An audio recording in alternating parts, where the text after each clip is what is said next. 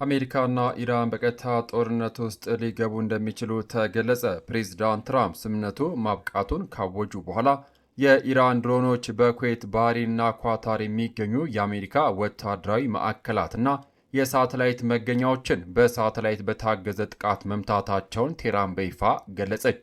በባህሬን የሚገኘው የአሜሪካ የባህር ኃይል ጠቅላይ መምሪያ በአሁኑ ሰዓት በከፍተኛ ስጋት ላይ እንደሚገኝም ተዘግቧል። ኢራን ለጸጥታው ምክር ቤት የላከችው የመጨረሻ ማስጠንቀቂያስ ምንድን ነው?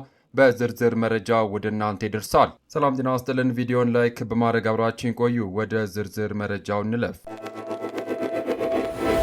ክቡራን አድማጮች ቀጥታ ወደ መጀመሪያው ሰበር መረጃችን ስናልፍ የአሜሪካ ማዕከላዊ ሴንትኮም የአሜሪካ ኃይሎች በኢራን ላይ ተጨማሪ ስልታዊ እርምጃዎችን መጀመራቸውን በይፋ አስታውቋል።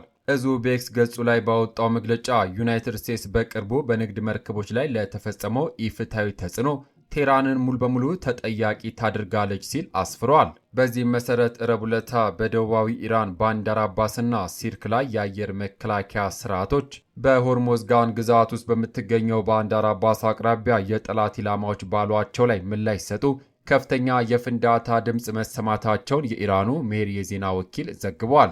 በተጨማሪም በደቡብ ምስራቅ ኢራን ካናራክና ቻባሃር አቅራቢያ ፍንዳታዎች መድረሳቸውም ተጠቁሟል።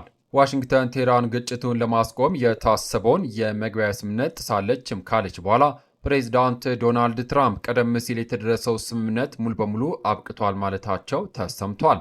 ትራምፕ አክሎም ዋሽንግተን በኢራን ላይ ተጨማሪ እርምጃዎችን ምናልባት ልትወስድ እንደምትችል የገለጹ ቢሆንም ከሁለቱም ወገኖች ወታደራዊ ዛቻ በኋላ ግን ግጭቱ ወደ ሙሉ አጠቃላይ ቀውስ ይቀጥላል ብለው እንደሚያስቡ ጠቁሟል። በጉዳዩ ላይ የኔቶ ዋና ጸሐፊ ማርክ ሩቴት በሰጡት መግለጫ አሜሪካ በኢራን ላይ የወሰደችው አዲስ እርምጃ እጅግ አስፈላጊ መሆኑን በመጥቀስ የዋሽንግተንን አቋም ደግፈዋል። በአንጻሩ የኢራን የውጭ ጉዳይ ሚኒስትር የአሜሪካ እርምጃዎች በሀገሪቱ ደቡባዊ ጠረፍ ላይ የተደረገውን ስምምነት የጣሰ ነው ካለም በኋላ ዋሽንግተን የሆርሙዝ የባህር ወሽመጥን በሰላም የማለፍ መዋቅርን ሰብራለች ሲል ከሷል። ይህ በአሜሪካ የተሰነዘረው የአየር ላይ ኃይል ወዲያውኑ መላውን የባህረ ሰላጤ ሀገራት ወደ ከፋ የደህንነት ስጋት ውስጥ የከተተም ሲሆን የኢራን እስላማዊ አብዮታዊ ዘብ ወዲያውኑ ምላሽ ለመስጠት ወደ ማህበራዊ ገጻቸው ጎርፏል። በተለይ በባህሬን ምድር ላይ የተሰማው የአስቸኳይ ጊዜ ደውል ቀጠናውን አናውጧል። ቀጣዩ መረጃችን በዚህ ጉዳይ ነው። የአብዮታዊ ዘብ የመጀመሪያ ዙር የቅጣት እርምጃና የባህሬን ምላሽ። ሁኔታው በከፍተኛ ሁኔታ እያደገ በመምጣቱ ለሁለተኛ ተከታታይ ቀን አሜሪካ በኢራን ላይ የወሰደችው እርምጃ ተከትሎ የኢራን እስላማዊ አብዮታዊ ዘብ በኩዌትና ባህሬን ውስጥ በሚገኙ የአሜሪካ የጦር ሰፈሮች ላይ የአጸፋ እርምጃ መውሰዱን በይፋ አስታውቋል። አሜሪካ ሌሊቱን የፈጸመችው የአየር ጥቃት መጠናቁን በገለጸችበት ወቅት የአጸፋ እርምጃ የወሰደው የኢራን አብዮታዊ ዘብ ይህ የሰነዘረው ጥቃት ስምምነቱን በጣሰችው አሜሪካ ላይ የተወሰደ የመጀመሪያ ዙር የቅጣት እርምጃ መሆኑን በኩራት ገልጿል። አክሎም አሜሪካ ይህን የምትቀጥል ከሆነ በቀጠናው ያሏትን ሌሎች ወታደራዊ ማዕከሎቿን ኢላማ በማድረግ እርምጃውን እንደሚያሰፋ በጥብቅ አስጠንቋል። በዚህ ሌሊት በተፈጸመው ከፍተኛ ውጥረት የኢራን ደቡባዊ የወደብ ከተማ የሆነችው ቻባሃር ይህ ግጭት ከተጀመረ ለመጀመሪያ ጊዜ እርምጃ እንደተወሰደባት ተረጋግጧል።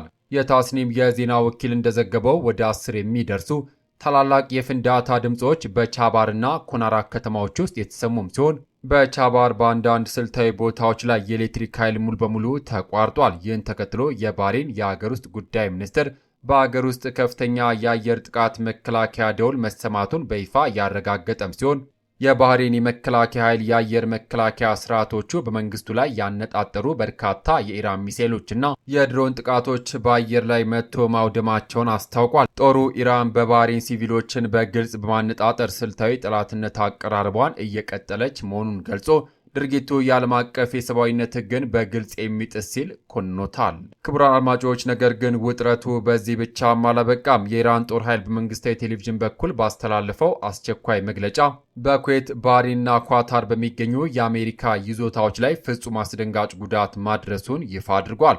የፓትሪዮት ሚሳኤል ማዕከሉና የሳተላይት መገኛዎች ውስጥ እንዴት ተመቱ? ቀጣው መረጃችን በዚህ ጉዳይ ነው። የኢራን አዲሱ ታላቅ ጥቃት መግለጫና የደብዳቤው ዝርዝር። ወደ መጨረሻው ሰበር መረጃችን ስናልፍ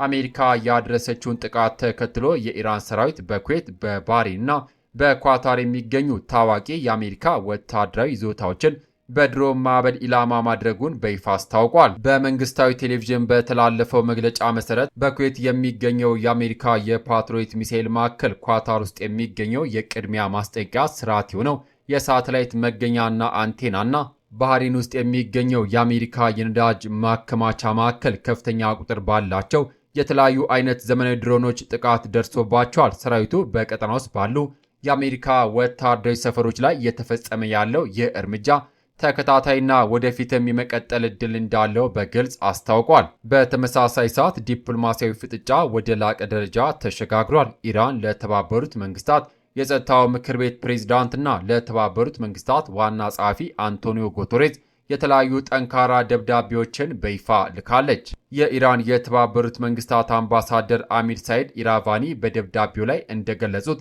የአሜሪካ እርምጃዎች የተባበሩት መንግስታትን ቻርተር፣ የኢራን ሉዓላዊነትና የግዛት አንድነት እንዲሁም የዋሽንግተን ዓለም አቀፍ ግዴታዎች ሙሉ በሙሉ የጣሰ ነው ብለዋል።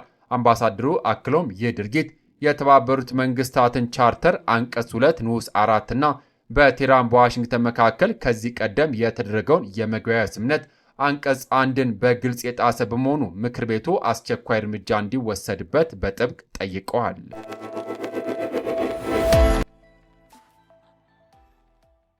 ክቡራትና ክቡራን የተከበራችሁ የዩቲዩብ ቻናል ቤተሰቦች በአሜሪካ በኢራን መካከል የተነሳው አዲሱ የፓትሪዮት ሚሳኤል ማዕከል ፍጥጫ የሳተላይት መገኛዎች መመታትና ቴህራን ለተባበሩት መንግስታት የላከችው አስቸኳይ ደብዳቤ ለሰዓቱ ከያዝኩላችሁ ሰበር መረጃዎች መካከል ነበሩ። የተባበሩት መንግስታት የጸጥታው ምክር ቤት ለኢራን አብዮታ ምን አይነት ምላሽ ይሰጥ ይሆን? ዋሽንግተንስ ለፓትሪዮት ማዕከል መመታት ምን አይነት ያጸፋ ምላሽ ትሰጥ ይሆን? የሚሉትን ጉዳዮች በቀጣይ በምናገኛቸው ሰበር መረጃዎች ወደ እናንተ የምናደርስ ይሆናል። መረጃው ጠቃሚ ሆኖ ካገኛችሁት ቪዲዮን ላይክ በማድረግ ሌሎችም እንዲደርስ ሼር ማድረጋችሁን አትርሱ። አዳዲስ እና ሰበር መረጃዎች በፍጥነት እንዲደርሷችሁ ደግሞ የዩቲዩብ ቻናላችንን ሰብስክራይብ ማድረግ የደውል ምልክቷን መጫን ቤተሰብ ይሁኑ። ከሰዓታት በኋላ ከሀገር ውስጥና ከውጭ በሚሰሙ ሰበር አዳዲስ መረጃ እስከምንገናኝ ሰላም ለሀገራችን፣ ሰላም ለመላው ዓለም ይሁን። በያለንበት የዓለም ዳርቻ ቸር እንቆይ።